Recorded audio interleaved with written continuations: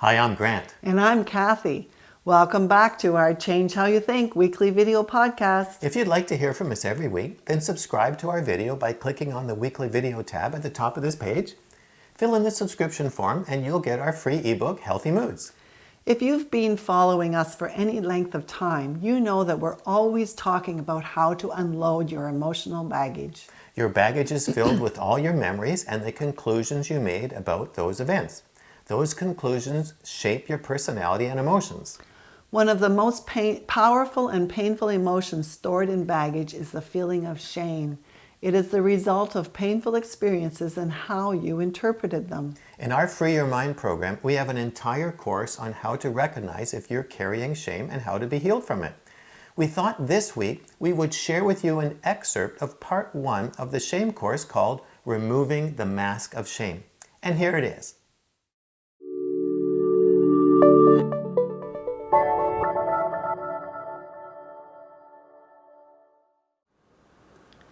Welcome to Lesson 1 of Removing the Mask of Shame.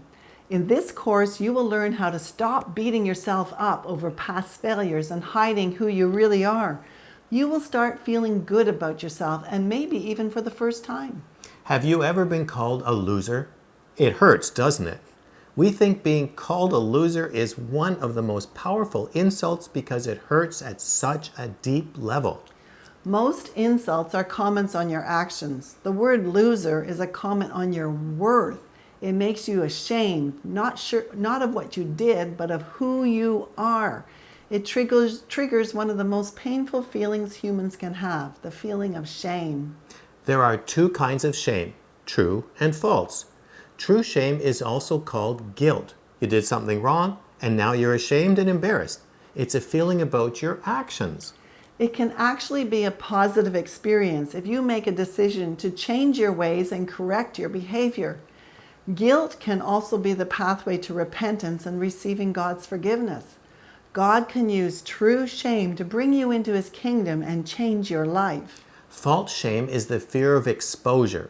It's the fear of being humiliated or rejected for being so defective and inadequate. It makes you want to hide. It's not a feeling about your actions.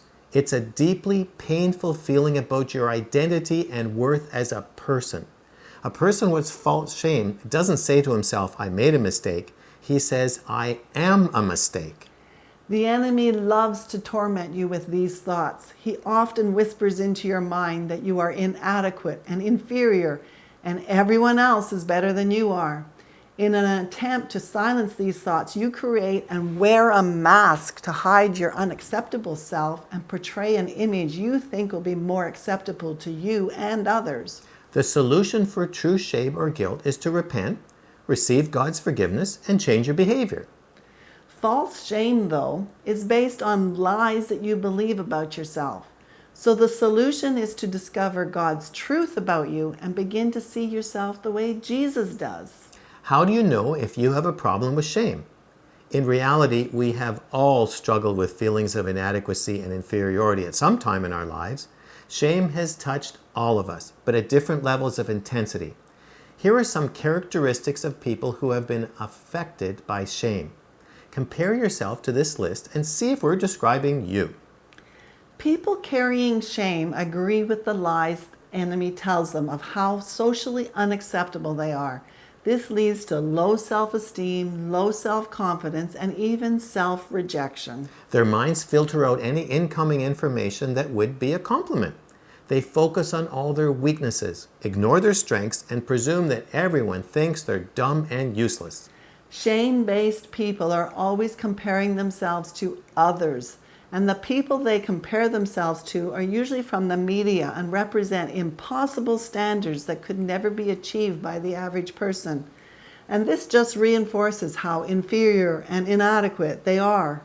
Social media has become the most common shaming influence in our society. Reading and looking at other people's seemingly idyllic lives makes you feel inferior, inadequate, and jealous. Even though you know the pictures are selected to make them look perfect, you still compare yourself to them. When you aren't included in activities that you see your friends doing, it makes you feel rejected and defective. Looking in on other people's lives is compelling and hard to stop, even when it makes you feel worse. Social media has been proven to lower users' moods and even trigger depression. Shame-damaged people focus on their worst characteristics and ignore their strengths. Even when they achieve success in one area of their lives, they devalue it and only think about their failures. For example, they could get straight A's on a report card but only think about their poor performance in sports. Criticism is very hard to take when thinking this way.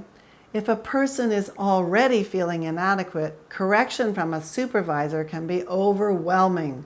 A normal person in this situation would hear they made a mistake and turn it into a learning opportunity. But a person damaged by shame would only hear that they were incompetent, inferior, hopeless, and should be fired. They take criticism very personally and often blame others for their mistakes, since it's just too painful to accept responsibility. So you can see that shame is a very common and well-concealed source of emotional pain. The good news is that you don't have to carry it for life. Jesus is waiting to set you free.